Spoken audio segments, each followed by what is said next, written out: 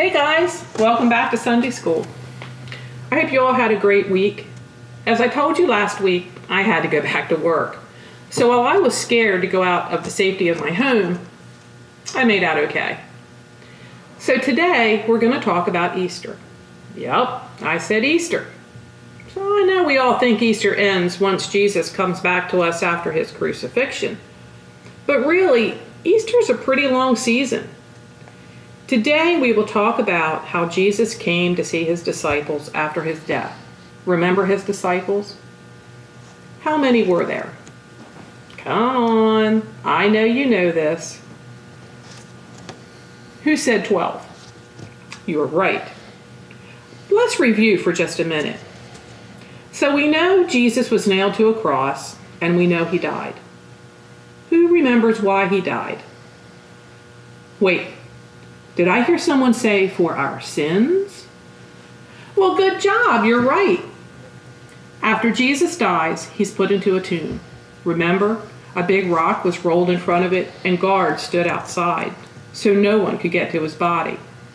But then the angel appeared, remember? His body was gone. The tomb was empty. Remember, the women went to the tomb and the angel said, "He is not here. He is on his way to Galilee." The women were so excited, they ran away, knowing they had to find him. As they turned a corner on a path, there he stood. Jesus was there. They dropped to their knees at his feet.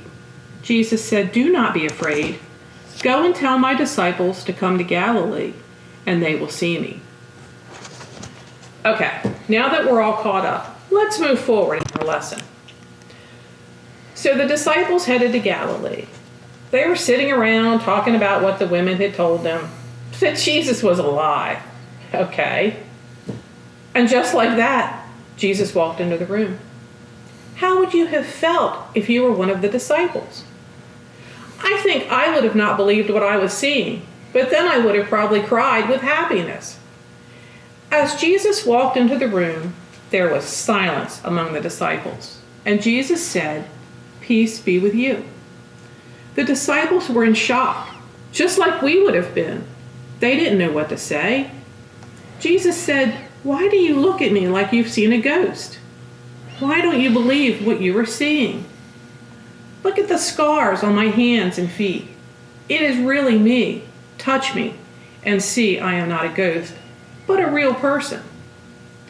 The disciples' mouths dropped open in amazement, because they were still kind of like, what is happening right now?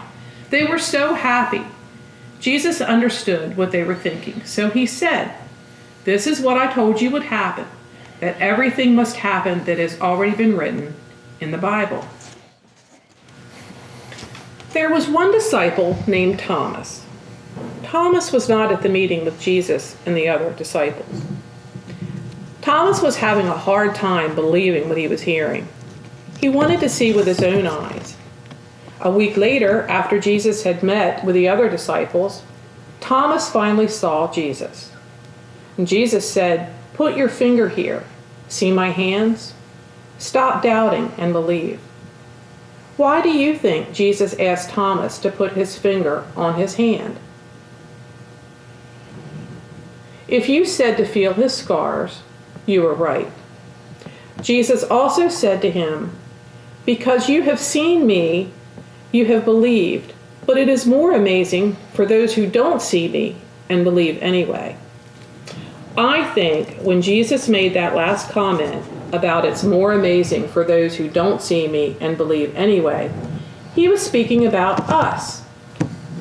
If you believe in him without seeing him, it makes you even more special in the eyes of the Lord. Do you know why? Let me give you a hint. It is a word we have used a lot in our lessons and in our life.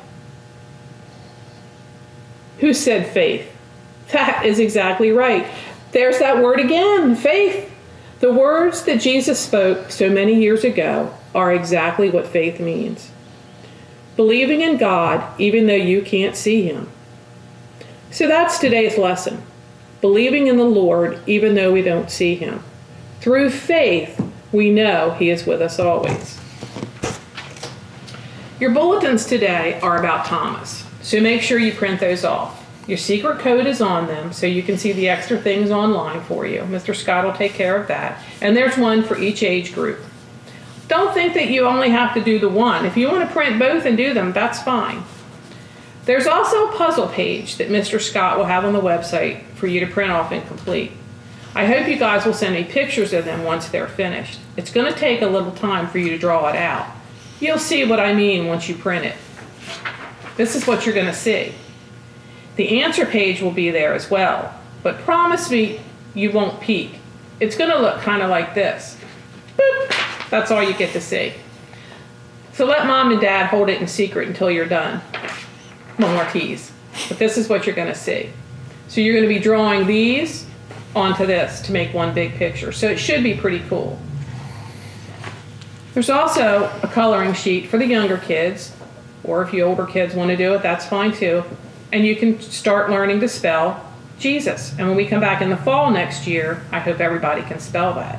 So it's a coloring sheet and you can write Jesus' name. So that's it for this week. As always, remember to say your prayers, wash your hands, and keep them away from your face. As Jesus said, peace be with you. I'll see you next week.